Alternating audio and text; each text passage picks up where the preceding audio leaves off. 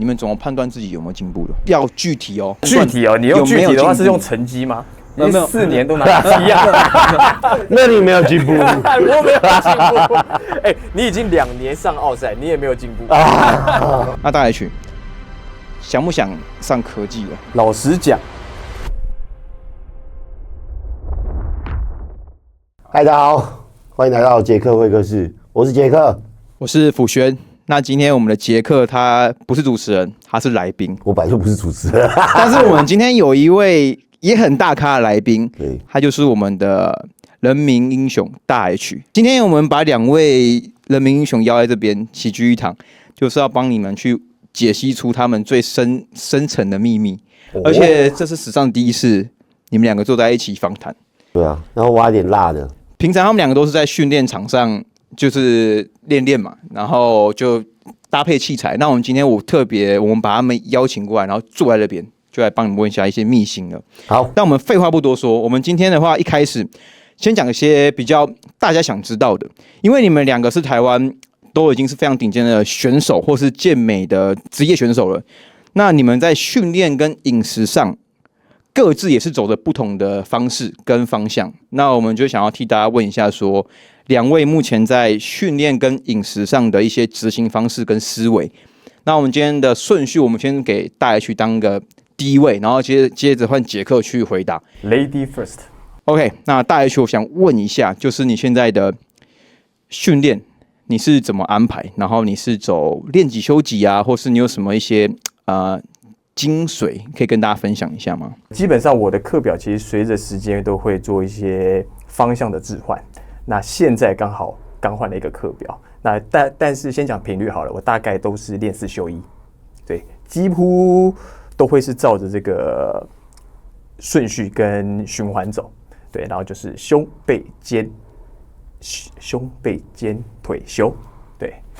那你的组数呢？我们很少听到问到大 H 的组数嘛，你有在管组数这件事情吗？有，组数的话，一般比较常就是大概都是落在20组到25组左右，全部的一次训练。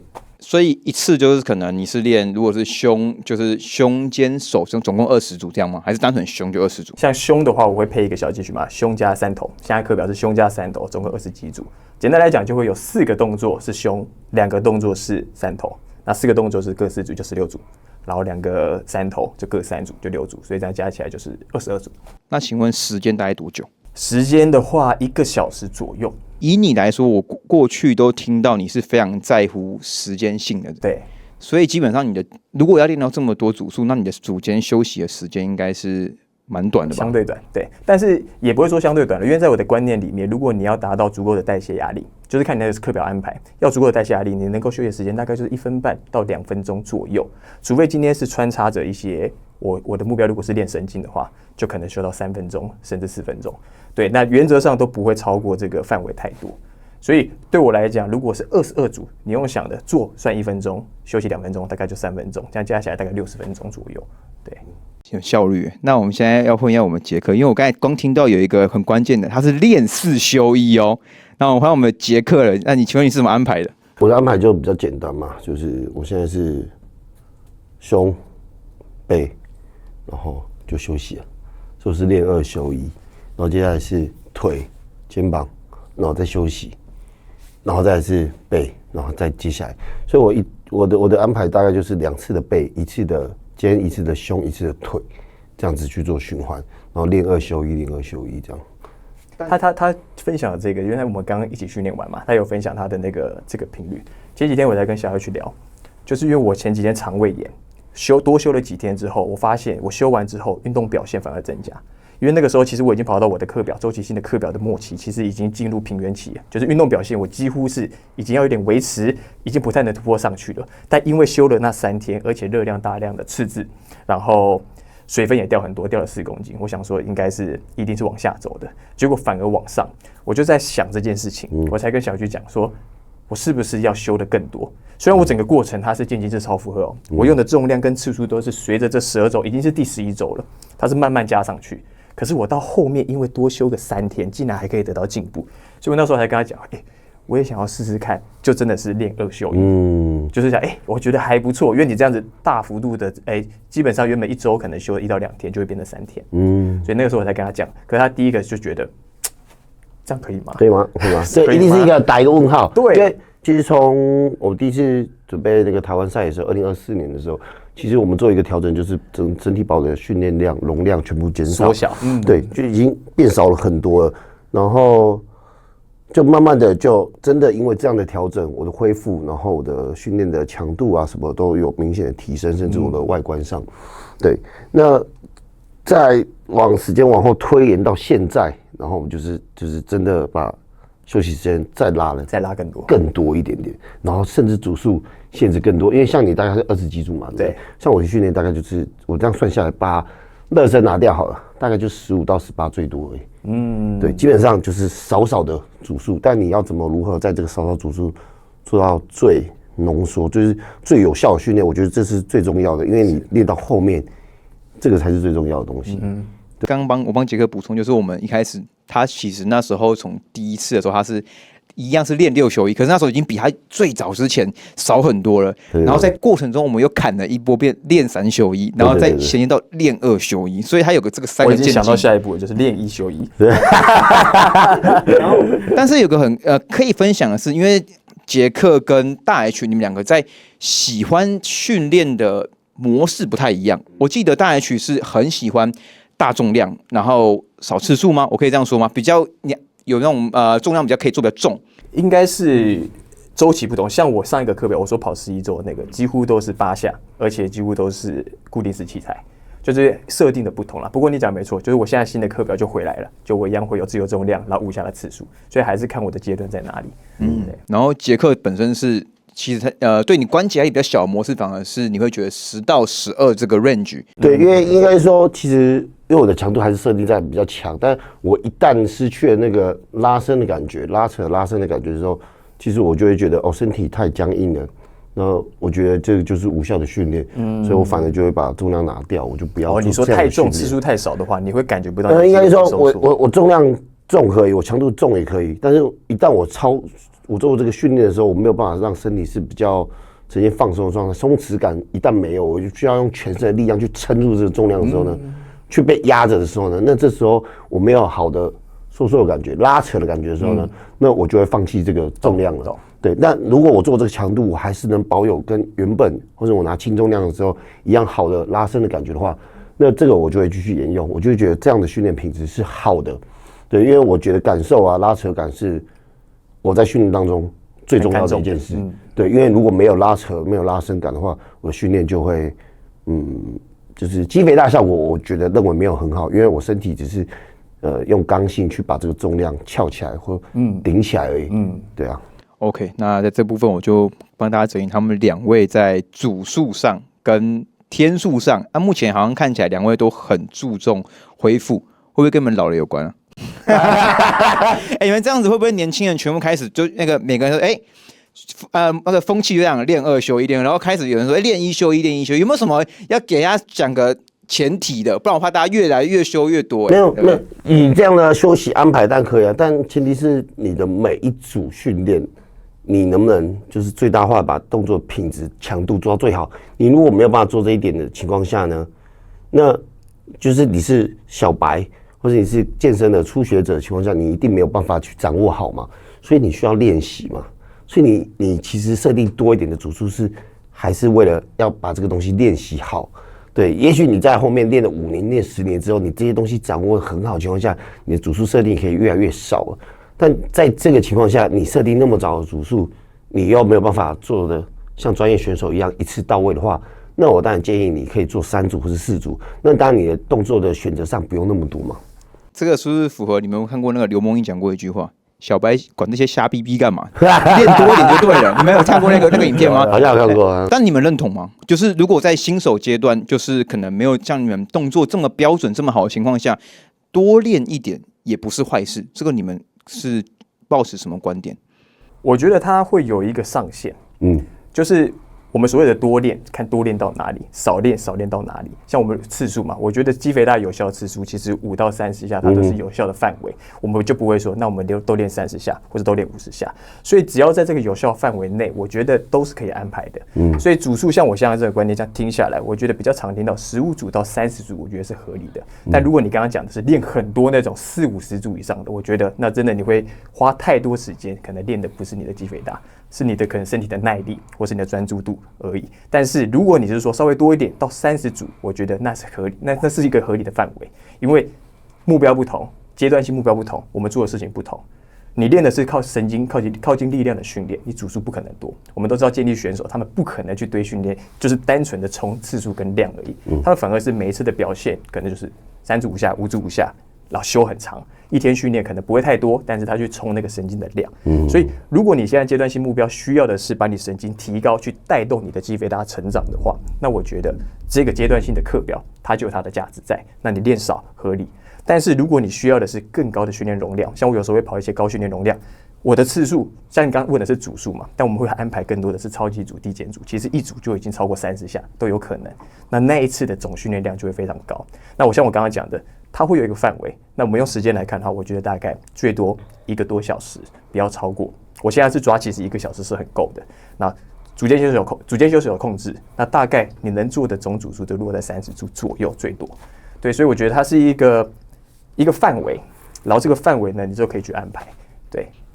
那我在针对这个训练的话题，我再提出一个大家很常想问的：训练的重量会一直往上提升吗？在实物上面哦，在实际上面的话，你说在实物上面，在现实层面多一点有可能哦。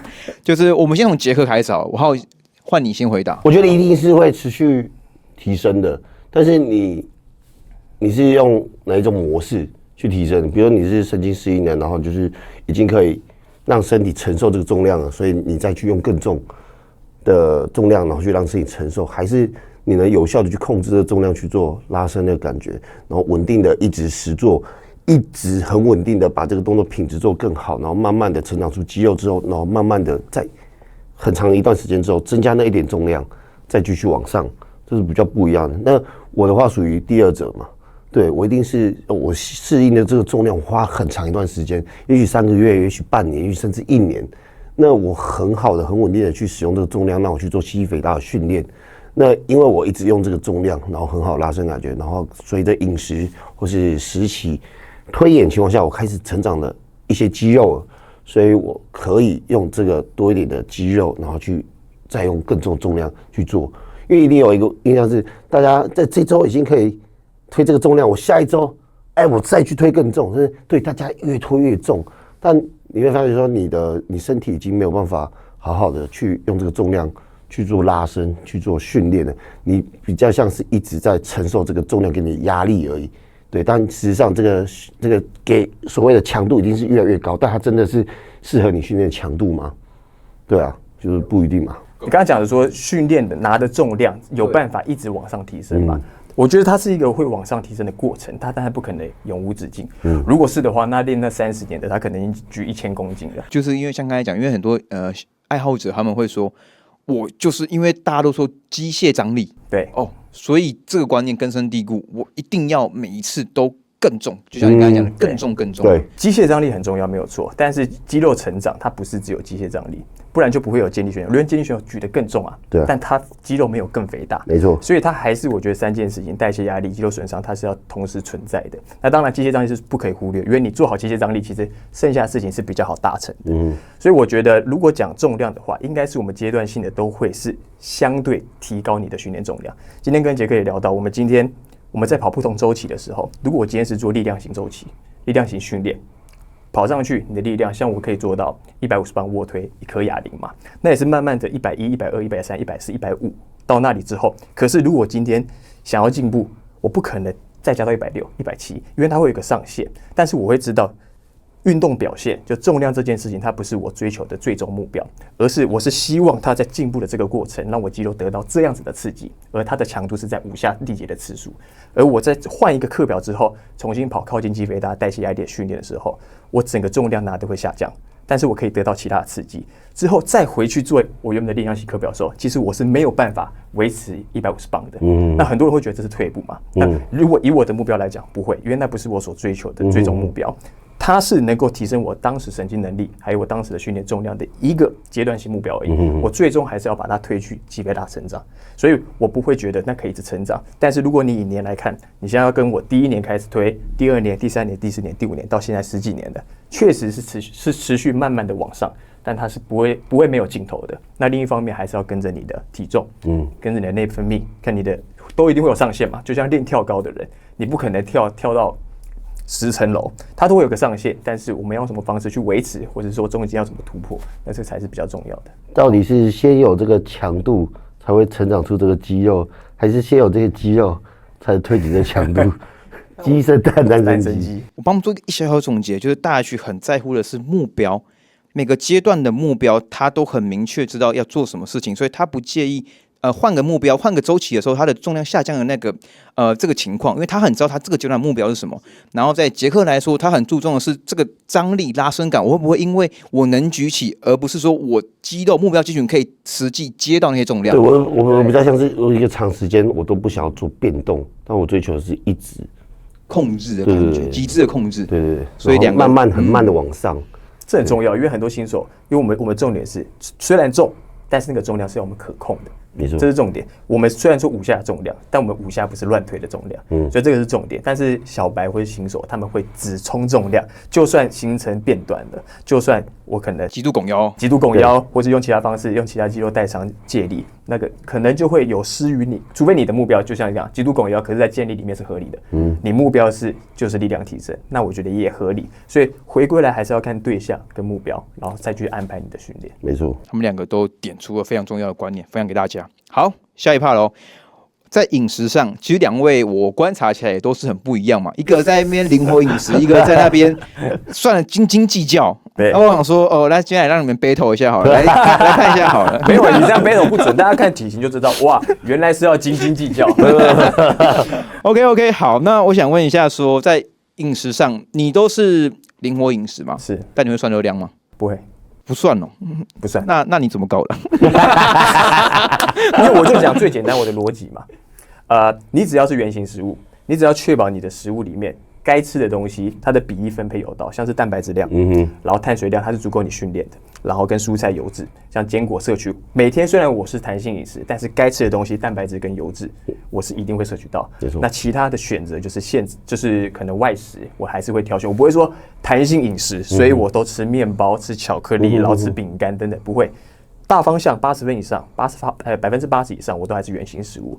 那最终回到热量问题，热量去算它有意义吗？其实如果你们都有带过学员，就会知道，每个人算出来热量不同。当然，他都会说我已经我 TDE 算出来是2500，但我已经吃2000，为什么体重没掉？没错，要么 TDE 算错，要么热量摄取算错，所以最后结果还是要回到我的体重是怎么变动的。所以逻辑很简单，那我就要观察的就是我体重趋势。体重趋势完全就可以反映出你的热量是赤字或盈余或是打平，所以我的观念就很简单，我现在要增肌，我就只要设定好我每周成长的体重是多少，那样子的热量盈余是我要的，所以我根本不需要去算热量，我只要让我的体重每周都达到我这样子的进程，那我的目标就达成了，而且这样子的热量设定一定是最准的，一定会比你去算我吃了多少，然后少吃了多少，然后目标是多少还要精准很多，因为那就是从事实来回推。对，我的观念是这样子。我让你现在难回答。不会啊，我的观念很简单。我还有讲到一个重点，因为还有一个最大的差异。杰克有请教练，我没有请教练。计算热量有一个很大的价值，在于它好控管。教练好调整。对，今天碳水少20克，你今天叫我按碳水少20克，我减不到，但是我可以从我的趋势去调整。但是如果他是有教练带他的话，看到你的体重变化，看到你运动表现，我直接帮你减20克碳水，或是5克脂肪，或者蛋白质拉高20克，给你这个数字，你就能去执行。但是如果你给他说，教练，我这周体重多了0.5公斤，他完全不知道怎么可以帮你调整。所以我觉得这个是我跟其他人很大不同的地方，就是我都是自己在控制自己，但是你们需要一个桥梁去让你的教练知道你现在状态是如何。但即便是我自己，我个人也会，以前有自己搞过嘛，但我如果没有去算那个我东西吃的重量或者什么话，我会很焦虑啊，因为我需要知道说我到底吃了多少东西，对，像在增肌的时候，我必须要吃很多食物，我可能要吃4、5千大卡，那我可能要分好几餐。那这个情况下，我必须要很明确的知道我都有吃到，因为我很怕我吃不到，而且时间点到，对。那一旦吃不到，我可能就会面临到我体重可能上不去或干嘛，所以我必须要在有效时间内得到我要的成果，所以我必须要去斤斤计较它。我这礼拜体重没有涨，我们开始推算到底是睡眠有问题、训练有问题还是其他问题。那如果是热量问题之后，那我们这周可能要去调整一点点。那我要调整什么？碳水、蛋白质还是什么重量？加多少或者拿掉什么？对，这样去做调整。因为接下来说，我一整年都是为了比赛，对我就是为了这个，所以我他妈我出去还是要拿个棒子，最精准啊！就是我觉得这个另一个方面就是那个，因为我刚开始转移的时候，那个心要很大，因为你要告诉自己，这个如果你没有做好，那你后面后果要自己承担。对，那我觉得这个是经过逐年的尝试。我也抱持着。我不自己备餐，那我下一场比赛的状态可能会很烂，对的这样子的心态去试试看，结果反推回来，其实还 OK， 甚至比我，因为我以前刚开始比赛前2年，其实我也都自己煮，也是一样，那个东西都要全部上磅秤，外食完全不敢吃，你多吃一口都不行。那个时候就是很斤斤计较，所以所有的饭局跟小孩局根本不可能出去吃饭，出去吃饭我也自己带。就是经过这样子之后，我在想说，那试试看别种方式。那我的身体告诉我行得通。而且这件事情我也执行了，至少有就恩多大，大概就多久？就5年。我觉得他是行得通的，只是说为什么一般人做不到，就是因为几个大原则没有掌握而已。对啊，有一个应该很多人想问的是，增肌体重一直往上是对的吗？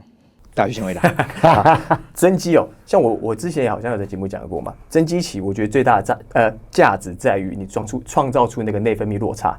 因为增肌期，我们体重变化它是一部分，因为你体重变化，代表你热量有盈余，代表你身体知道它现在是有能力，是有这些材料去做一些建造合成的事情。那个时候的睾固酮、肾上激素可能都会因为这样稍微提升。搭配，如果你有搭配训练的话，相辅相成。像你刚刚讲的，到底是我吃的比较好，还是练的比较好，让我成长了？其实吃、睡、练3件事情，它是一起的。所以靠着更多的营养、更多的热量去推升我练得更多、强度更高，再回推我需要吸收更多热量，它其实环环相扣。所以慢慢的体重上升这个趋势一定是存在的，但它不是我今天也没练，或是我练得很轻松。然后根本没有渐进式超负荷，但是我就是让我体重一直吃上去。2件事情看起来是一样，有练有吃，但是它的概念是完全不同的。所以如果是以前面那个概念来讲，我是以运动表现来看，跟我的饮食内容来看的话，那体重变化它就不是我主要追求的，但它确实会存在。那不会因为我运动表现都没有进步，但我还是硬吃上去，它没跟上嘛。那另一个就是我就是一直让体重上去，我不管我练怎么样，因为增肌期我就是要长30公斤，先吃到再说。那概念是完全不同的。可以说没有什么每周0.5一直往上这件事情，但是你会在整个可能5到6个月，可能体重整体会多个2-3公斤，可是你不在意那过程，但是它趋势是往上的就好。趋势是要往上的。OK， 那这点我觉得你可以分享很多，是因为这次我们的赛季其实你的增肌是有。跟以前比较不一样嘛。对，因为以往来说，其实就像我们说的，我们增肌势必体重一定曲线一定是慢慢往上嘛。那它的幅度或者它的速度是怎么样？我觉得就要去重新定义一下，因为我们都会觉得每周都要上升多少多少多少。所以那时候进入的状况是我训练日的时候，我可能安排这个热量要吃；休息日的时候，我还是一样照往常一样，因为我很怕什么。体重掉下去，我怕那体重掉下去，完蛋了，我要重来了，或是干嘛？所以你很积极的时候，要把那个食物再吃的一样，即便我是休息日，或是你的一般训练日啊，你已经发现说你的体重好像有点微降，不是多吃一点东西好，多吃一点零食好，我就不要让体重下降。你也怕掉下去的是肌肉，对，或是我又增肌就没有那么大的效益这样子。那这是不一样，是我们很稳定的去做执行是。训练日的热量，然后跟休息日的热量的控管，就是大概就是少的大概1餐的热量吧，对，大概1500到800大卡差不多吧。没有，不是1500，他讲的不是总热量哦，你讲一餐啊，一餐，对，一餐的热量，对，讲清楚人家说哈你吃那么少了，他刚才没有讲4-5千大，对，一餐的量。那这个情况下，我们虽然体重成长比较缓慢。可是冲刺期，你看我已经成长到现在大概107块108吧。以那时候相比来说，不管是身体的体态或是脸啊什么的体脂肪，都相对来说，没错，相对来说都是在一个比较好的位置上。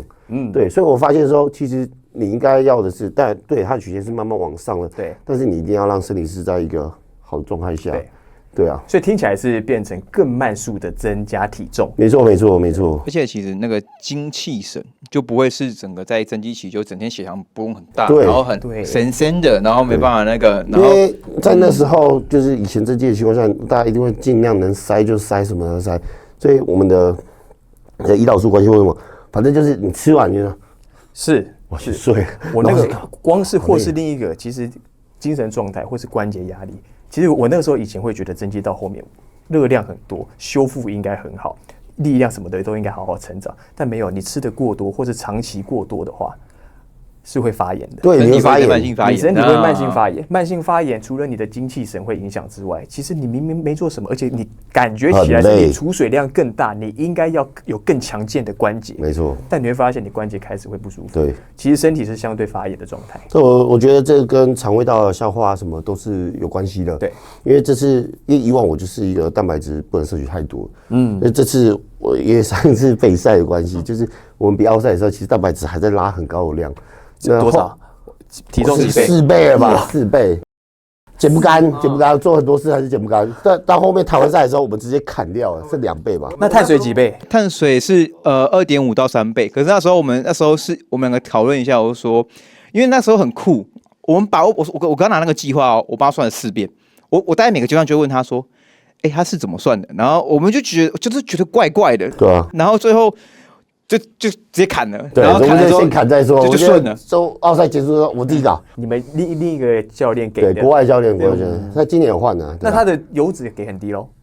油脂正常，但是就是因为蛋白质太多了，消耗不掉嘛。是他们的概念，它概念其实也有点像你那样，它不是注重总热量，但它注重每一餐。可是我觉得。很像是外国人，我们那时候讨论嘛，外国人跟亚洲人从小的饮食习惯不一样。我们从小不是说狂塞肉啊，所以反而把那些热量如果放去给碳。对，发现这些饮食大家都说比例好像不重要，但这个比例一调整，我就咻下去，而且4倍真的很腰围啊什么的，明显的变得很好了，状态变很好，精神也变好。就即便到这次增肌吧，我一直都觉得每天的状态。精神都是好的，我不会吃完一餐就。等下你的4倍，所以你100公斤4倍一定要400克的蛋白质，吃到快吐了。400克的蛋白质，但至少是他的每一餐，他一天很多餐嘛，对，6餐，他可能都会有200克的鸡胸肉，然后还要配什么乳清2份，而且他乳清是2份哦。对啊，一般我们不都1份，你一定要追，这样子才能到。对，然后他等于是他希望一直让他的那个 MPS 一直合成在很高档，可是他没有考虑到说他这边就是。cover 不了，对啊，是消耗不了，它有个上限。最后就是因为它从开始就会一直反映说，有点不就是消化不了，对胀，对，但而且蛋白质也是热量啊，我们吃那么蛋白质也是热量啊，所以拿掉之后吃出来了，肠胃道舒服了，所以后续就顺了，对，状态就好。那你们做这件事情有跟他说吗？没有啊，就没有他直接不理他，直接不理他，抛弃他。而且他最北南的是他在，所以刚刚讲了，因为数据是可以方便让教练去调整，但是因为根本没有跟他讲，所以他也不用调整。没有，一开始讲了啊，他不改啊，对，不改，所以我们只能自己想办法了，因为毕竟我们希望的是奥赛结束之后，我们希望是。得到更好自己嘛，就是最完整版的自己，不能再像上次一样失误，所以我们其实也做一个蛮大胆的决定的，就直接自己改变。其实是这也是我认为的，因为他没有在你身边，所以如果今天是辅宣可以这样子，你们几乎每天见到面，真的是很密切的。我跟你讲，那时候最好笑是怎样？我那时候刚看完 Harry 哦。他就传个讯息出来，我现在很屌，快点过来！他妈一直在那边聊，然后我有这样吗？有，然后那时候有个很酷是，看到都觉得屌。那个教练他不是我们传的很酷，我们传的前面 good， 后面自己偷偷搞完也是 good， 然后那时候觉得不行。对啊，我觉得尤其是国外的教练很容易，人家不一定，他就可能没有 focus 在你身上，是，或者有时候他也不是说不 focus 在你身上，是。他可以得到的东西或是回馈实在太少，对，是没有办法及时去帮你去做一些转换。好，那我们接下来换下一个哦，一样是大家很喜欢问的问题，一样是你们两个是极端值，减脂到底要不要有氧？以前都是他先攻，现在换你，你先。一定要有氧，不有氧会减不下去。我跟你讲，我身体就是这样，我也不知道为什么，但我觉得我身体就是存在一个有氧的，所以要你玩三铁啊？不可能啊，怎么？我可以在器材上、健身器材上有氧，但我不能，你不能跟自己的体重。对，我不能跟我身体，对我不能让它会关节不舒服，关节不舒服、受伤，我都不愿意。所以对于你来说，你觉得减脂有氧是很重要的一部分？蛮重要的，但是时间就是要抓。对啊，因为以上次来说的话，我的习惯就是早上空腹有氧，但我不会太久，我大概就30分钟而已，做个意思。所以主要是先早晨嘛，在一个比较好状态下去做有氧，然后开始醒来，然后活动做一整天。但我最重要是练后我就会抓大概40分钟到1个小时的有氧，那我可能就会简单的踩个登阶，就踩完然后就结束了。对，大概就是这样而已。但我减脂必须要去做这件事。一旦开始做这件事之后，大概持续个2-3周之后，我就觉得哇，我很 focus 在里面，对，然后我做任何事我都会非常的专注。它可以帮你进入一个很好的心流状态，让你进入到对，然后我就开始不在意，我就觉得开始那个进入中了，对不对？我开始只 focus 在自己了，外面的声音都听不到。对，然后我就会戴着耳机，然后开始想，我在做有氧的时候，我完全就不会想什么事，但我会一直想，我很痛苦这件事。然后我要怎么去抗衡这个？然后我就听很多那种很励志的话，然后或者看很多很伤心的东西。对，我就觉得在那时候，我就是想办法让自己释放一下。对我觉得那时候是我要去制造很多不好的东西，但是我要心里要去尝试要去对抗它。然后我在那时候我心智成长起来了，所以我可以接受到的那个不管是身体的那种折磨或者我可以更多。所以阶段性我就觉得我们今天有聊到，我越来越强，我越来越强。他很 N 啊，很 N 啊。那你有氧吗？我自己啦，有氧我的观念就是不一定要做，因为我就是最好的实证。而且你去了解后，有氧能带来的好处，我们知道，心肺能力嘛，能量代谢嘛，然后你的整体的新陈代谢，还有你的心脏整体都会提升。但是对于对于减脂来讲的话，我觉得它的价值就在于消耗热量。除非你今天的心肺能力真的是偏差，你需要靠有氧来提升这方面的表现，那我觉得它可能就可以帮助你减脂。如果它因为这样子的话，你的身体变健康了，让你减脂变顺利了，那这样就有价值。但是在一个对我来讲，我自己的训练心肺其实我自己觉得应该不算太差。那我的训练强度又有到达一定的强度，所以这个时候我需要多做有氧嘛？我觉得我应该不需要，所以我也没有说我完全不做。我一直都跟大家讲说，我是还没有做，因为它会是我最后一个工具。有氧比较像是一个工具，就是我热量就是饮食已经控制到一个极端的时候，没有办法再控制热量摄取的量的时候，我可以增加消耗来加入有氧。对，可是在那之前，也是这几年发现。我好像不用做到有氧，体脂就可以下去。那最大的差异就是热量缩减。所以我在饮食上只要做好调整，训练强度有到位，其实减脂就可以下来了。所以刚回到那个问题，有氧一定要做吗？还有另一件事情因为你们刚刚讲你们刚刚发现蛋白质400减不下来，可是你一砍，其实热量赤字做出来了，那件事情跟有氧没有关系。反而是热量，就是你可能之前吃的太多了，所以也是很多人会觉得。他饮食不想控制下，他要多做一点有氧，但是回归到最后，你热量其实是持平，你其实没有创造出赤字，那你回头还是要去控制好你的饮食。插个话，大家都说大H跟别人不一样啊，天选之子啊，大家说你减脂吃很多啊，那你实际上你到底有吃这么多吗？有人说我减脂吃很多吗？以前不是说大H吃2800，吃不到几千啊，他比较灵活的关系都还可以减脂啊，会觉得他吃很多，对不对？我真的很久没算，不过在去年最后一次，我吃的相对虽然都外食，可是会吃到便利商店的东西嘛，会吃到一些好计算的东西，算下来大概是2200、2300啊，减脂的时候合理啊，就是其实没有你们想的这么夸张啊，因为它肌肉量也算大，那它其实只是比一般人多。其实还有一个，我肌肉量也不算大。我说的是你减下来的那个，你量过骨骼肌吗？你那时候如果是 in body 的话，大概都39、40。我们讲以能到40来说算不错了，算相对高的，因为你身高是几用173嘛，其实数据上来看真的不高，然后我的代谢也不高，对，所以说我都不看绝对值啦，因为我们看个人的代谢跟我们的摄取刚刚讲的热量，那都不是重点，重点还是你要创造出那个赤字，而且你会去看4500，你假设你 TDE 5000好了，你吃4500大卡，你是赤字500，跟我吃2500，但是我 TDE 3000，我一样赤字500。其实我们的本体感受可能是一样的，因为我们都是赤字500，而不会因为他还是吃了4500，所以他应该可以减得很爽，因为他吃4500。其实没有，因为对他身体来讲，他需要的是5000，不是4500。所以这个就是像之前很多人说高通量嘛，就是因为大家以为他可以吃很多碳水，然后可以吃很高热量，也可以减脂，但其实是他做了更多消耗的事情。对啊。那如果在每个阶段来说，你们比了那么多比赛，或是你们减了那么多次体脂，每次的吃的热量都一样吗？还是其实都是有阶段性不太一样，波动，所以这是有一点波动了。对，但是我觉得不会差到太大。对，不会猜到太大。我自己有计算后，其实大概都不是，就是刚开始比赛那时候有计算的时候，其实热量大概就是你前面会需要创造出一个赤字，而那个赤字就应该可以让你维持一阵子，你的体重就慢慢掉的。对啊，因为当你的这个赤字没有办法往下掉，就代表着你的 TDE 在往下掉嘛。所以我自己是希望那个热量不应该是慢慢往下的。对，这会不会回归到说，因为你们在生活中其实都已经把我们讲非赛季有做到一定的生活习惯养成、行为模式养成，有一套自己的公式，所以才可以导致说你们进入在16周或20周的赛季的时候，可以每年都维持相对稳定的代谢去进入到赛季，然后持续的往下减。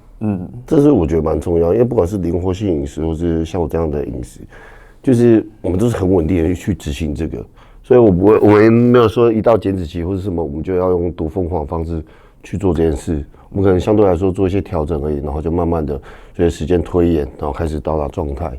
对啊，那可能会因为进度不同，有时候我们会多少会有点调整上的快慢不一样，但基本上主轴大概就是在那样而已。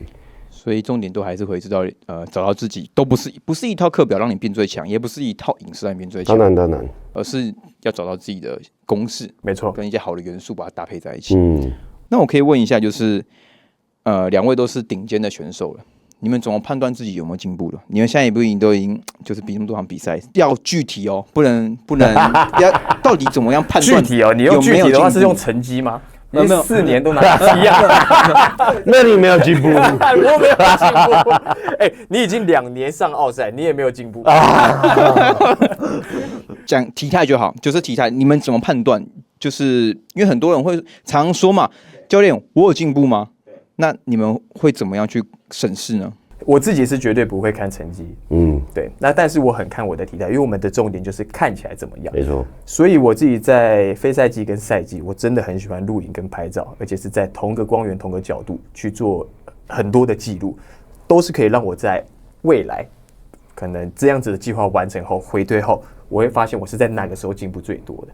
所以刚刚讲什么时候发现进步，另一个就是我如果可以做到，我通常都看腹肌啊，因为我们刚刚讲状态，腹部像我腹部是如果稍微体脂没有减干，我某些地方东西不会出来，减到位有些东西会出来，那个东西不是我照镜子看得到的，是你要2个时期照片放在一起，眼睛左右这样看得出来的。看出来之后，做到这个到位的之后，回推我们的上台体重。如果我上台体重变轻了，那这个状态我做到，那代表我退步了。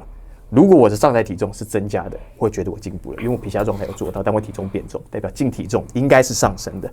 那这件事情在我前2年我就又再做了一次，因为其实我也比了10年了，那前2年还是有发生过退步跟进步，而且就是在去年跟前年。那我之前好像有分享过，就是做出内分泌落差这件事情，有跑增肌期跟没有跑增肌期。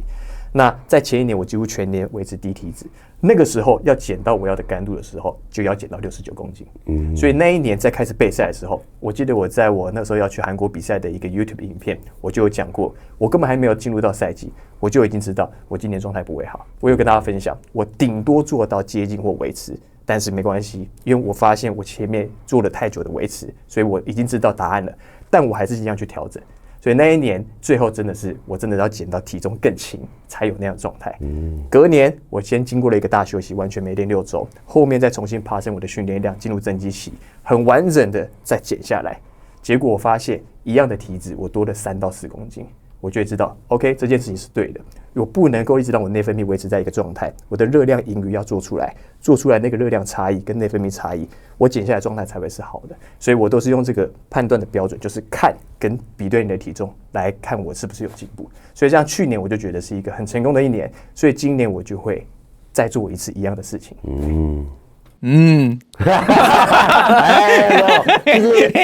就确实很简单，我们绝对不可能用成绩去判别，就是我们到底有没有进步。如果是用这个判别，你会很痛苦。对，因为你在追逐的东西就只是那个成绩，你不是追求更卓越的自己。对，而且健美很好玩哦，像你一定也有经验，有时候只是觉得自己状态不好，结果成绩好；有时候觉得自己屌到爆，结果成绩烂。你做几次之后，你就会发现，我自己好跟不好，好像跟成绩没有直接关系，是跟对手有谁才有直接关系。对，所以很多学生都会纠结说，我很怕成绩不好，但我都会。你就问自己，你到底是希望成绩好，还是希望你做出更好的自己就好？假如我今天状态不好，但我还是成绩拿得好，你也不会真的开心。对啊，是，对，所以像我怎么去判别一样嘛，我们都是每天，因为我们赛期之后就是每天回报，每天在一样的地方拍一样照片、一样的影片，然后不断的去修正自己的 posing 之后，再看我们身体随着状态的改变、体重的改变，我们是不是有把去年没有的东西再做好，我的体态有没有更完整了？我的弱项有没有变好了？对啊，那一样嘛。我在同样体脂的情况下，或同样体重的情况下，我这时候状态有比上次更好吗？对，我们一直用这样的方式去推别说我自己有没有进步。所以在各个时期之后，你就会看到，我这个时期比去年这个时期这个东西突然有了更完整的更好，然后你就会哇，我真的有进步了，你很认同自己。那个是看得到的，对，那是看得到的。杰克可以分享，就是其实大 H 刚才不是说他是在看他体重有没有变多吗？杰克的特别，反而我们在这次最好成绩的时候，反而不是你，就体重更下去。其实应该是说，应该是说，其实这体重更下去，不是因为我真的退步或干嘛，而是在做备赛的情况下，我们可能上次上台是在这个体脂，在这个体重更低了，但我这次可以做到更好，所以我体重更低了。可是我有去年我上台完全没有这些东西，我屁股拉丝什么东西，这些东西又是去年我做不到的东西，所以即便我体重比去年更低，那我没差，因为我更强，我更好，而且我知道自己可以推到什么样的程度。所以追逐同今年我一样要在上台比赛的时候，我就要拿出那个状态来。对。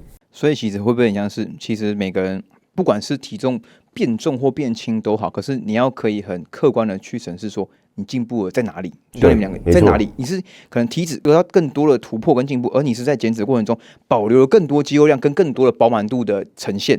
这都是不一样的进步层面。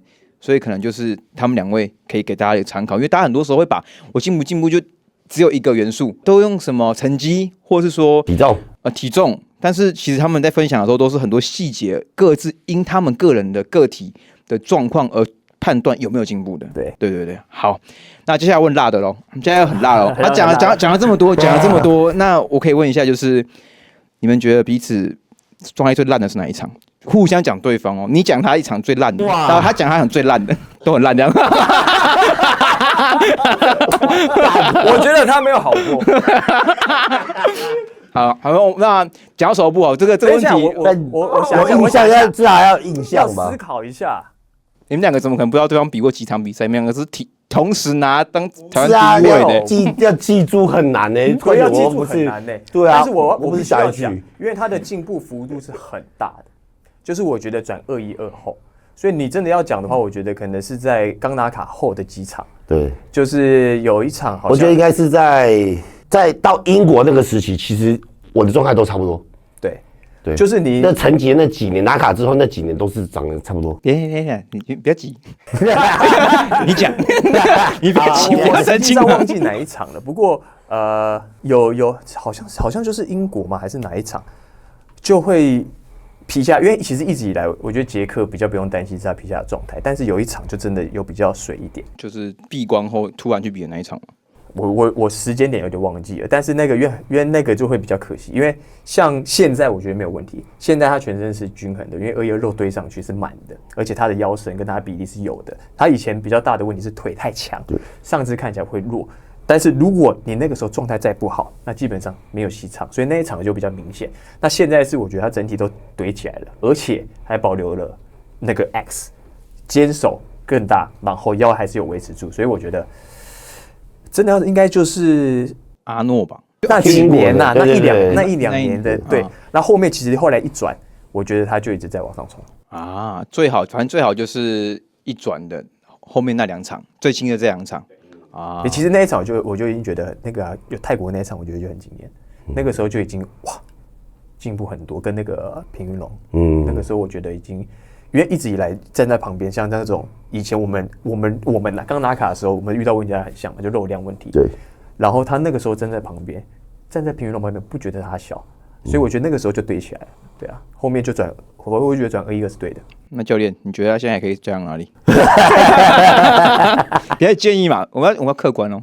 没有真的要讲的话，因为我觉得他的那个 X 就是你的比例没有问题，腿没有问题，腰身没有问题，正面我觉得基本上没有问题。但如果跟黑人那些比，那个背部的厚度，那个真的是比较容易。像我自己也是啊，那个时候我觉得不是你肉堆得多就好，有时候那个肌肉它从哪里长到哪里，跟它哪里堆比较多脂肪，跟关节位置、骨头长短。那个有时候就是天赋上的、基因上的差异，所以那个是我们相对吃亏的地方。但如果真的要讲的话，他要做的就是在有限的体重里，因为他现在只能96公斤，那他要怎么去换掉那些体重，去放到对的地方？我觉得这是比较难的地方。放心啊，还有4-5公斤。对，是因为你们减下来，而且后来我们还发现说，其实还可以再减更多，对，因为我们要屁股全部拉出来的话，对啊，对，我觉得下肢不是问题，那可能真的要讲的话，一定是可能就是背，因为不是因为背不强，是因为黑人有些真的，你光走在路上那种，可能有在稍微练一下，那个背就已经有2颗枕头在那边，然后这样子很厚这样子。我有分享过，我在某一年的那个本韦德比完，然后去那个我们去纽约，然后去那个什么公园，中央公园还是什么。然后就看到一个黑人在那边溜冰溜得很厉害，感觉就是只有在溜冰里，就他裸上身在那边溜，就看起来就像一个古典选手，那个斜方超大，然后那个额头超级挂在那里很凸，我觉得哇，他真的是，因为毕竟如果你要比到极限运动，到后面比的就是基因。你有量过你的骨盆的这个地方的那个长度吗？我没有量过，因为他们有说，因为之前去找那个量衣服的，他就说。如果是亚洲人啊，这个地方会比较长，是，对。然后像黑人的话，他这么短，而且黑人身体超短，对，这个这么短，所以他们看起来屁股就会比较翘。然后他再帮我量，就说：“你这是黑人的然后量哪里说是黑人？你这是黑人。然后原来我那个骨盆那个长短，因为跟我们的。看起来的那个样子就完全不一样，因为同时期阿瑞也有量，他就是一般亚洲人，他就稍微长。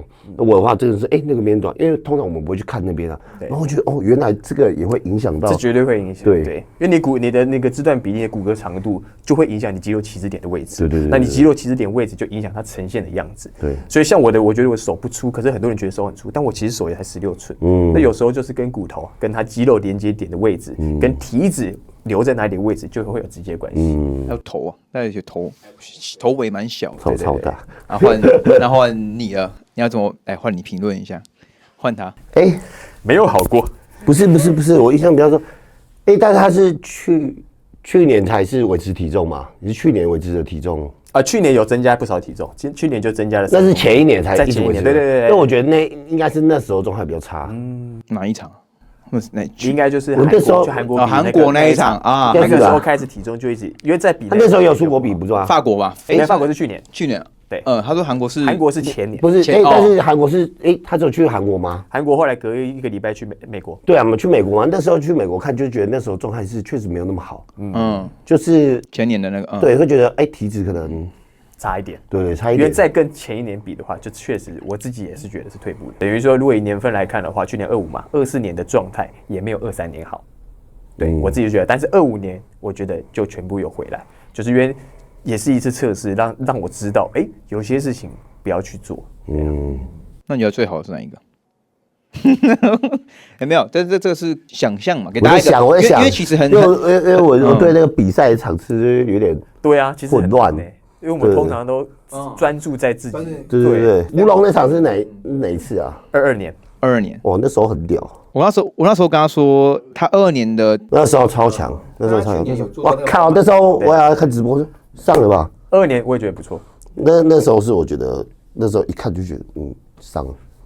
可惜那时候吴龙应该早点退休了。你不觉得比赛是一个很煎熬的事？像大学你要去承认说你24年是退步的这件事情，然后你再去全部修正调整回来，这件事情其实是不容易的。就像很多人其实会认为健美很像是就无脑练啊，我就练啊，我输了就练啊。可是其实你们刚才在检讨的过程中，你们都要去找出问题跟解决问题。我一开始的想法一定是、我一定是不够努力嘛，所以一开始就会想着我要练更多，我要干嘛？我干嘛做更多，去让自己变好。但你辗转的，就是经过几次的洗礼之后，你就发现你的思考的方向错误了，对啊，你不是做不够多，或者说你做错了，你努力方式错了，对啊，所以你应该修正你的方式，你做更多学习，你才会真的变强，对啊，而不是再做更多，你再做更多，你还是在做错事，对啊。那大家有没有什么可以也一样推荐给跟大家讲的一些关于这方面，你怎么去很快的审视？有人跟你讲吗？有人跟你说你24年可能比较好，还是没有比较不好，还是你自己就可以很快的复盘出来？确实没有。我自己其实就很清楚，就像我刚刚讲的，在24年那个时候，在开始进入赛季前，我大概就知道状态不好了。所以，因为其实我们每天在记录这些数据，不管是照片，不管是体重，其实这样子看真的是很明显。那我自己是觉得，其实体态这件事情，你要把它讲的简单，就像你有付出，其实会有收获。对，但是在这中间有一些细节可以调整。那我自己是很享受去微调这些东西，去尝试这些东西，包括现在也是一样。我们从一开始练的很多，到现在练的稍微少一点，休息多一点。其实我们也是随着时间慢慢的在尝试，然后去找到一个我们真正觉得能够进步的点在哪里，而那个点它应该是长什么样子。对，我现在觉得最好的状态应该是，它是相对简单轻松，我们要用这个方式去让我们走到对的点上，而不是像刚刚他讲的，我们就是一直埋头苦干。所以这个过程中，我也发现了，从24年到25年那个最大的差异，我其实练都一样，吃的内容也差不多，但我发现体重的变化它是需要被调整的。原在就是它是直接影响内分泌的，那这件事情都是我那时候得到的资讯。对，那剩下的其实就是营养素比例的调整嘛。然后训练内容，你是不是有需要真的大重量训练？因为每个人可以在进步的突破的那个点不同。像我以前特别有讲过，我印象也很深刻，在我进步最多的时候，是我开始做大重量的时候。那原因是因为我在做大重量之前，我的训练都没有做那么重。那也很多人在做训练的时候，他是一直偏大重量，这个时候他反而转到重量轻一点，代谢压力品质更好，他可以得到进步。所以每个人进步的点不同，你应该是在这个我刚刚讲的一开始的那个范围中去取得、去尝试、去做阶段性的安排，你才会知道现在放这个东西是对的，下一次放这个东西可能也可以。你慢慢的你会有方向，而不是现在流行机械张力，我应该全部训练都是要足够大重量，休息休久一点，那组数练10组就好了。OK， 如果你是跟着流行走，你会不知道你自己在干嘛，你会推翻过去的自己，但其实也可能是因为你过去的那样子的训练，在接触到大重量训练的时候，你才得到进步的。所以我觉得那些过去的经验都是要靠练习跟累积出来，它都不会是白费的。对啊，所以不要一直时常的否定过去所有都不好，而是要细细的去找出过去哪边真的做的不够好，对，或是那边本来就会有一定的进程，它就停止了，我们只是换个方向让它继续进步。可是你再过一阵子之后回去做这件事情，它也许还是有效果，它不会是完全否定掉的。因为其实很多选手他们比完是这样，我是被黑了，或是我是怎么样，然后我就没了。我觉得就是最难就是承认自己不好这件事情。很难，就是而且你必须要打从心里去，真的去，对。而且其实每个选手在整个备赛过程中都很辛苦了，然后他还要最后努力了1年之后再去否定自己，这件事情其实矛盾的。可是能做到这件事情，代表说这个人有很高的一直去找出问题的能力，而这个也可以就是给大家很大的思考是，像他们2位都有提到说，过去他们都可以讲出来他犯了什么错，但有些人是可能练了很久都没有检视过犯了什么错，这是可惜的。那我们就往下一个问题走啦。那大H想不想上科技啊？就是以这么多年来，你从3、4年前第一部影片就回答过这个问题了嘛？那现在到这个情况，而且你又4次差一点点，对。那你有没有任何，或是看到杰克他上奥赛，有没有任何触发你想要？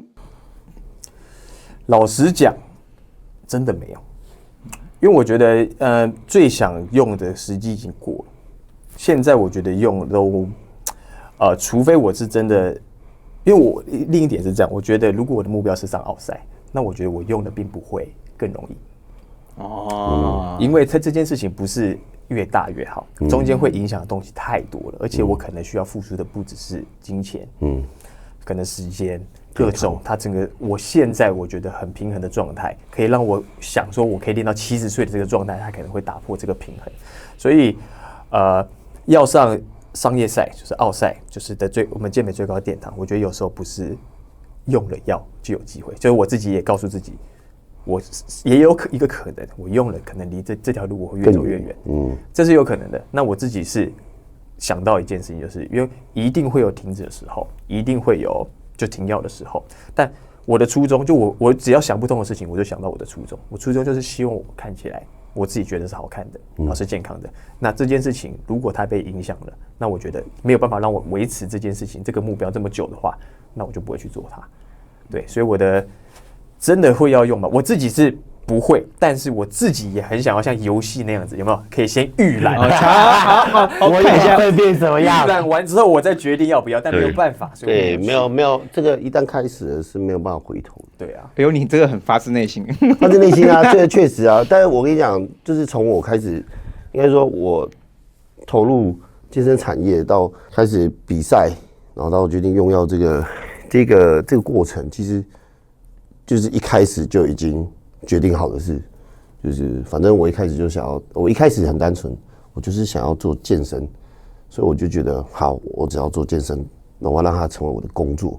但后来发现，我开始比赛，我为了健身教练这个工作去比赛，后来发现，我根本就不想当教练，我要当选手。对，没错，所以我就开始真的很投入比赛，我不管赚钱什么，我就是都不管，我只投入，然后为了比赛。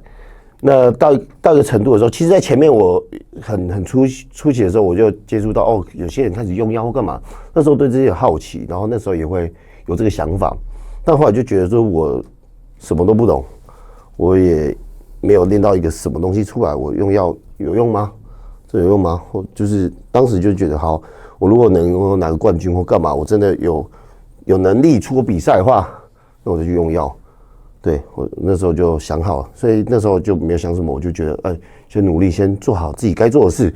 所以那一年，我就一直追逐的，自己的进步嘛，然后也可以成绩越来越好嘛，然后到最后可能，我终于拿到一个冠军。那时候就觉得，好，接下来我不想要比台湾比赛，我想要去比职业卡赛。对，所以那时候我就决定了，好，我要去使用药物。可是，在那之前，其实我想了1整年、2年，所以一直去思考。要不要？因为越接近的时候，你就会越思考。我就一直想说，我到底要不要用药这件事？因为我很确信是一用了就回不去了。而且这些东西，你看，它会思考到停药啊什么，甚至你的身体健康或干嘛。对，所以那时候想的非常通透的是，好，反正我人生就是为了健美，所以我就进去吧。反正对我来说，没有其他事比这件事更重要。对，我可以把它放在第一位，所以我可以去做这件事，因为我只希望。在健美的道路上可以做好，我只要做好，我不是想要赢别人而已，我是希望我把它做好，那自己评估下来好，那我就去做这件事，对啊，然后就开始了嘛，对啊，那我只能跟你说，你可能会觉得现在的我做这件事非常的值得，你可能有赚到一些钱，你可能有流量，你甚至上了奥赛2次或干嘛的，但我可以跟你讲，一点都不值得。对啊，因为你身体承受了非常大的伤害嘛。那我运气好，我现在还活着。有兴趣的第一集不要错过。对，也有讲到类似的事。对，所以它一点都不值得，因为你一直在伤害你自己。对啊，虽然你还是不管，你还是会继续做嘛。对啊，但是你会看到，你看哦，你决定要用药的时候，不是你自己在承受这些不好，连在你周围的这些人。都一起被影响，都要去被影响，都要去承受。对，或者是你身边的那些爱你的人、家人，什么？我最常看到的是我爸，我爸从一开始就是我比赛，然后他卡什么，他就会一直说：“不要再比了啦！你那时候就是你看比这个比赛，你减脂，然后做一堆事干嘛？你在消耗你的身体，你该休息，你做这样就好了，你赚钱就好。因为父母会担心嘛，他让你消耗身体的时候就是这样了。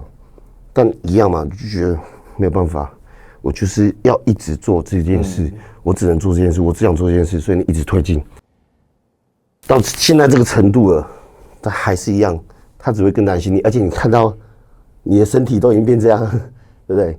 所以他更担心，而且你会不知道用什么表情去面对他，你就会觉得，以他们角度来说，哇，看着自己的孩子在伤害自己的时候，那个很难过，然后你自己在为他们想的时候，你就觉得哇，就是哇，真的好不舒服，对，就会觉得不要想了，然后就继续做。这部分是真情流露哦，两位的回答都可以给大家做一个反思，我没有任何的建议或是引导，就是你们自己听完之后自行评估好。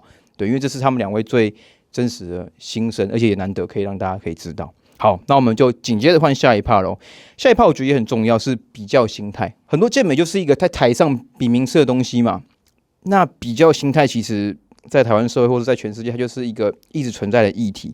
你们两位会因为担心被别人追赶上而会有焦虑，或是一些心理上的状况发生吗？或是你们怎么克服的？可以分享给大家知道吗？我觉得一定会有，因为人就是这样嘛。因为我们会喜欢一些事情，就是因为我们可能在这件事情得到了某些好处，或是说得到了某些成就。而那些成就通常是代表我们做的更对的事情，或是更好的事情，我们被看到了。所以我觉得比较是难免，但你怎么去面对这件事情？因为得失心或是比较，你可能被别人比较这件事情，它是没有办法回避跟避免的。尤其是现在这个世界，大家的言论都很自由，所以很容易就拿来被比较。但是我自己是觉得，我属于那一种记性很差，然后心很开的人，所以真的是从一开始我就会知道大家在讨论什么。可是我可能看到会觉得这样子，但后面其实我不会有太多的情绪波动，因为我很快的就会回到自己要该做的事情，因为我会知道那个才是我应该专注的事情。对，所以我常常跟大家讲说，跟自己比就好，跟自己比才能比一辈子。对，跟别人比都是比一下子。尤其这几年你会发现，有时候你在竞争的对象，不管是任何人、任何事情，今年是这一个。可是明年可能是那一个，你会发现这件事情它不会停止，但是几年下来，你回头看看，看看过去的自己，你会觉得那个时候干嘛要这样子，或是说会那个心情被影响，对。但其实你会发现这些事情都是很正常，它本来就会出现的。但是我刚才听到一个很关键的是，你说那时候我干嘛那样子？你可以跟大家具体分享一次，是哪一次？你怎么会那样子吗？我具体分享，就应该说就是因为你现在已经克服，已经过了嘛。可是有些人可能还卡在那个状态里面。就像我觉得拿卡后的第一场比赛跟第二场比赛，我的成绩就很差。大家应该比较有印象的是有本韦德那一场，就是我觉得我真的搞砸了一切。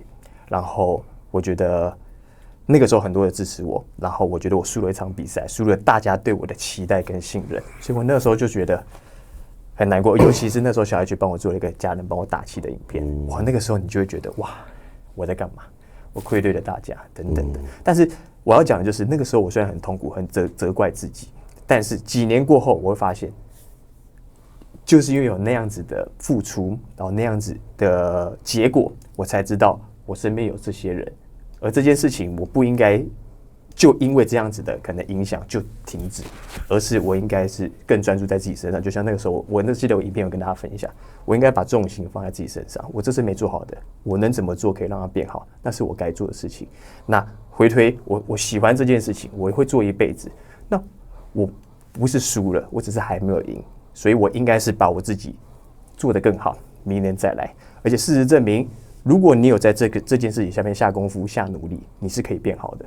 当然不是说无脑的练，而是你真的要去思考，什么样是你可以尝试，什么样的事情你可以尝试，可以让你做得更好。然后慢慢的，这样几年下来之后，就会看淡的一些事情，包括我说2024年那个时候也比不好，其实你也会觉得就是你会发现，其实成绩这件事情，它真的不会永远都这么好，你永远不会是赢的那个人，因为比赛一定会有赢有输，它就只是个过程。虽然我还没有拿过冠军，还没有上奥赛，但我也已经预想我拿到奥赛，我应该有什么心情。但其实我会觉得一样，因为拿完之后隔年，你还是原本的你，你不会因为你拿完了，我结束了，我不玩了，结束走掉，没有，第2年你有可能变回最后1名。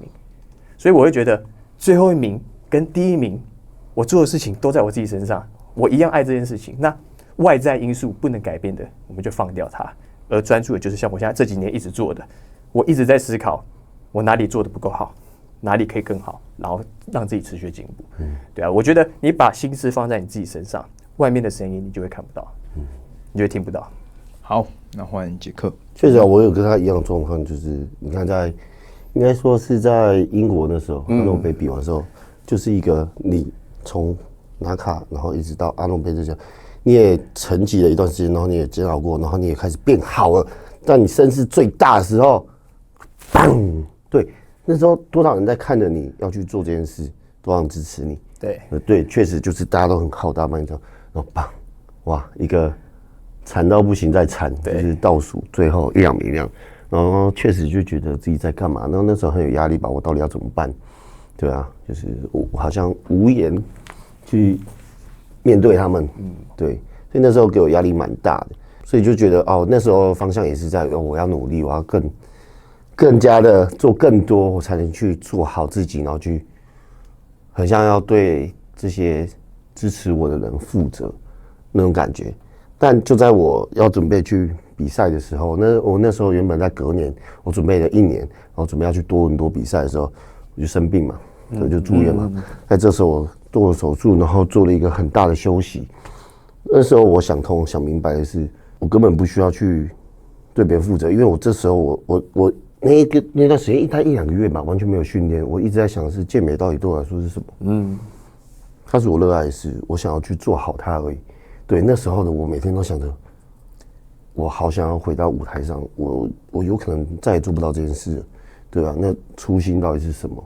我真的就是想要做好健美这件事而已，所以我那时候就是放下一切吧，我就觉得我根本就不用再去管别人怎么评论我，对啊，我只想要自己好好做好这件事，然后就开始一步一步的回归，然后那时候也没想到后来会变这样嘛，就是觉得我能做什么我就尽量去做，我想要多尝试，我想要只要能让我进步的方式，我愿意去做学习。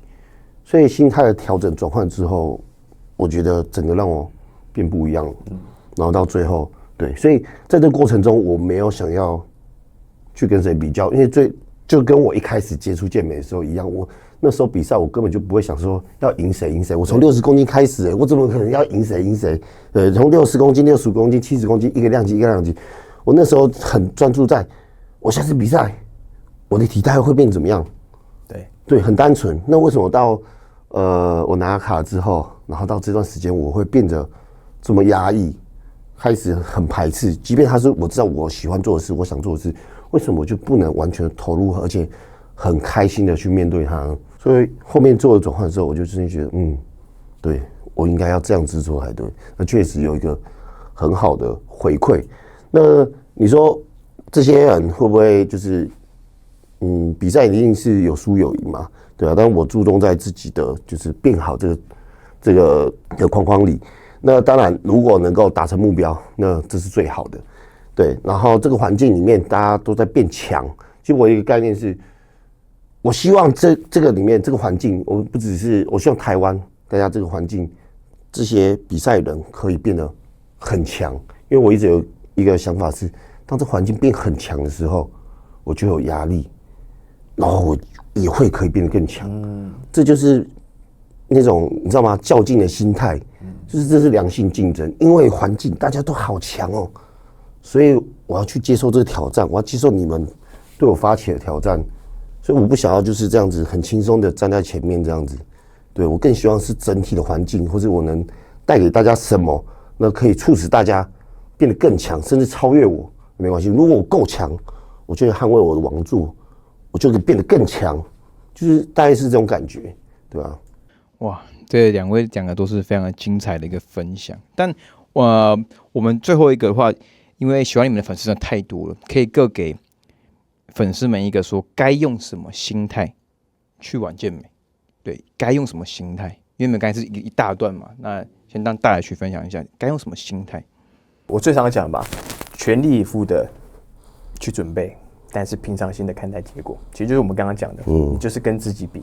对啊，因为你如果一直在专注在那些不可以控制的外在条件下，你真的会很辛苦。你应该专注在自己身上，就是或是我觉得这些事情也不是说了你就懂。反而是我觉得，如果你真的喜欢这件事情，你想要尝这件事情，你就去做它。对，你就先做。反复几次，你会慢慢的了解其中为什么健美它好玩的地方，其实就是在于很多事情你是根本没有办法控制，你能控制的就是只有你自己。而且那个自己，你慢慢的进步后，有时候成绩你真的是可以越看越淡。通常是最在意成绩的，一定是你第一场比赛嘛，你准备好的，很多人都希望一战成名。状态最好的时候上场，结果一没有，他就会很痛苦。像现在很多刚开始比赛的是这样，但我都跟他们说，你就去比，你就去输，你就是当做去输也没有关系，因为这件事情本来就不是一步到位，而你先有了好成绩，后面再来输，你可能会更难接受。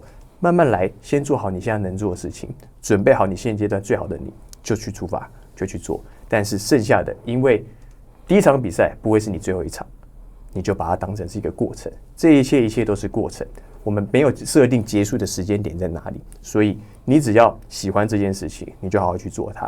总有一天，身体会回馈给你，这个运动也会看到你，就是你也会因为这个运动而得到你身体你想要的改变。好，那我们换杰克，也差不多吧，差不多吗 ？OK， 没有问题啊，就是因为就是因为他刚刚讲，我们其实都是跟自己比，而且他刚刚讲，我讲一个很大的重点，就是有时候比赛你真的是假设你真的是。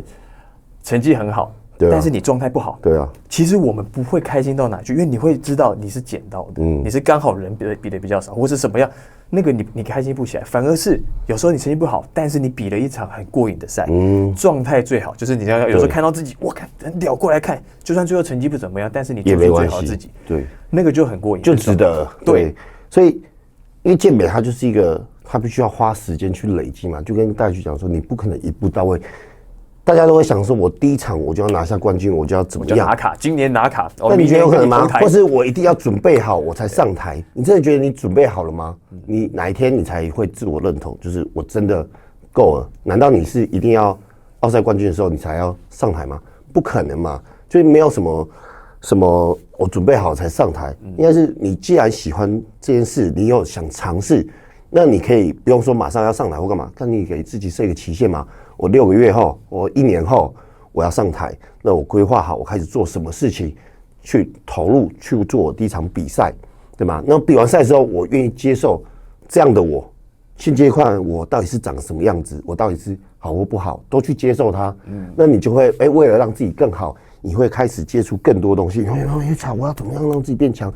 你会开始去获得很多的资讯，不管是训练、饮食。什么都好，你就会开始让这些东西充满你的生活。而当你只 focus 在让我自己变好的时候，你不会觉得有压力，你会觉得这一切非常有趣。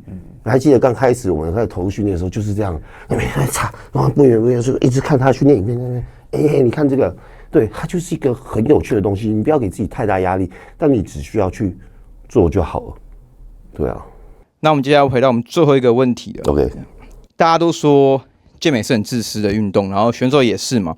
可是两位其实都有用各自的方法把健美融入到生活里面。那这边应该也是非常多人在纠结跟挣扎的阶段。那我想问两位的各自怎么平衡的？我们先请杰克，我们帮我们。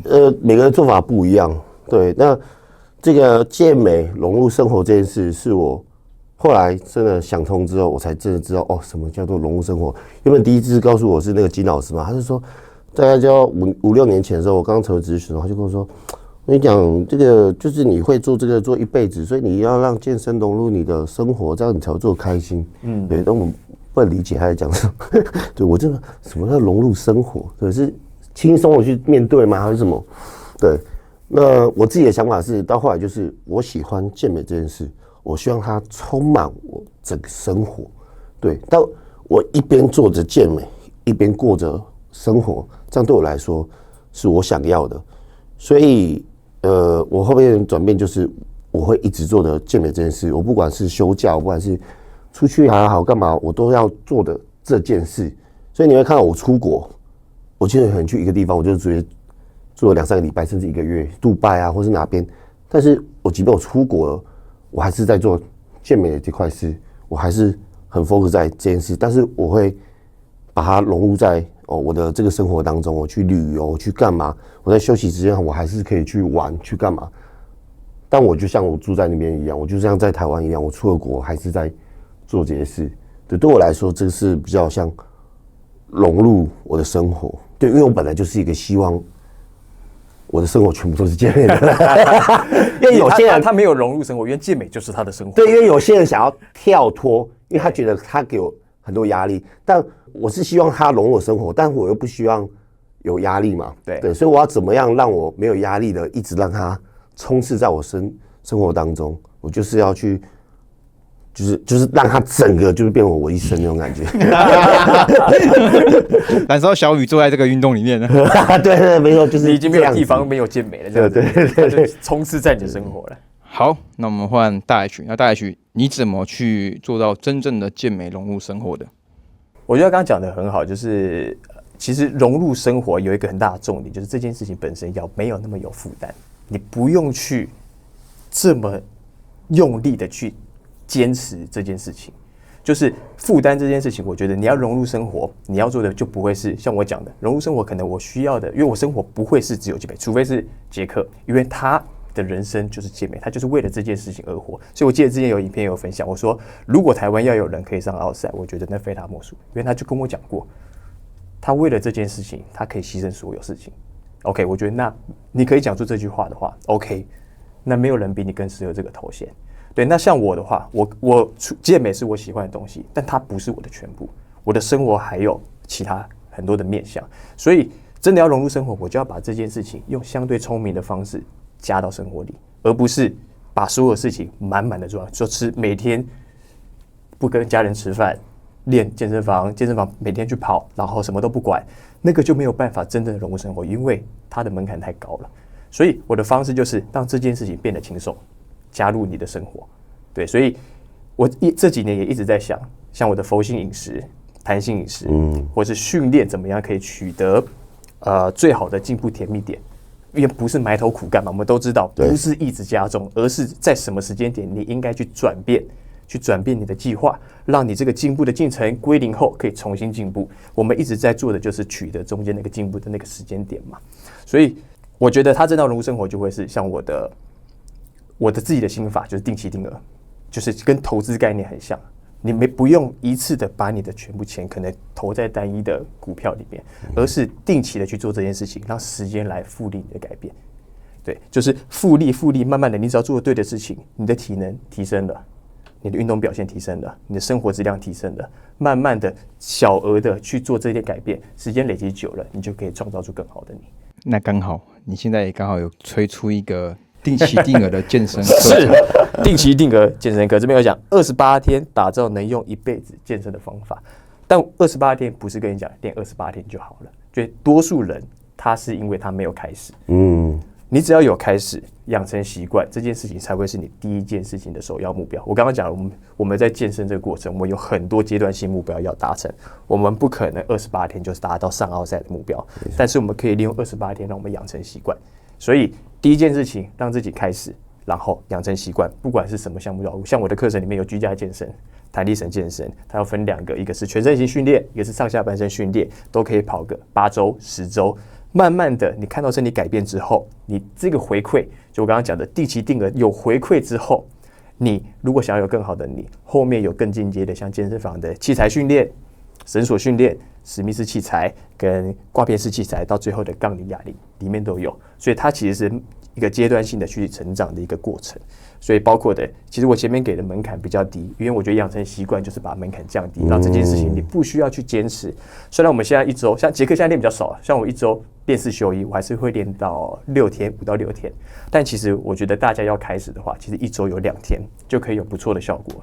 从一周2天的课表到一周3天的课表，到一周4天的课表，我都在里面循序渐进的分享给大家。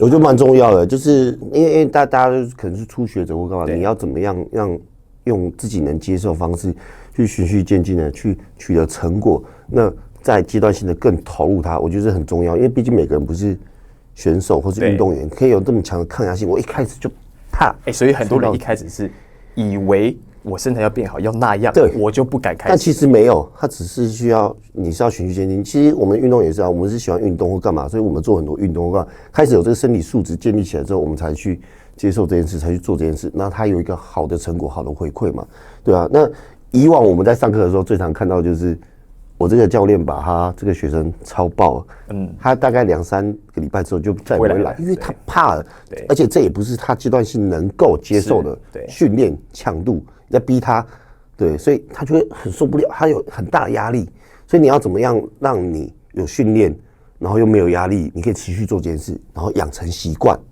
取得回馈之后，然后更加投入，这我觉得是非常重要的，对啊。我个人可能会有一个很推荐的角度是，我觉得大 H 是一个每个阶段目标性很强的人。那因为他在中间有一直提到那个周期性的这个课题，但周期性其实是不管是在选手还是在健美爱好者里面，很少人可以把它做得真的很好的，因为大家会混在一起用，要么就是没有顾到疲劳这些问题。那他刚刚有提到的课程可能有这些分段的时候，我会是有兴趣的，因为他这个东西真的能做到好，然后有正在落实的人，我觉得真的不多，然后这也是大家很缺乏的，对，所以我蛮推荐说，如果有兴趣的朋友们，也不要错过这门课程。好，那今天也感谢大家去来我们的节目，感谢我们的第一位来宾，没错没错，杰克会客室的第一位来宾，对，接下来也会希望就有更多的不同的运动员啊，说不管是台湾国内的，或是其他国外的一些比较厉害的运动员，希望都借有这种模式、深入对谈的方式，去让他了解，对大家对在这个运动场上的这些心路历程、这些秘辛，对啊。好，那大家我们下集再见哦，拜拜。拜拜。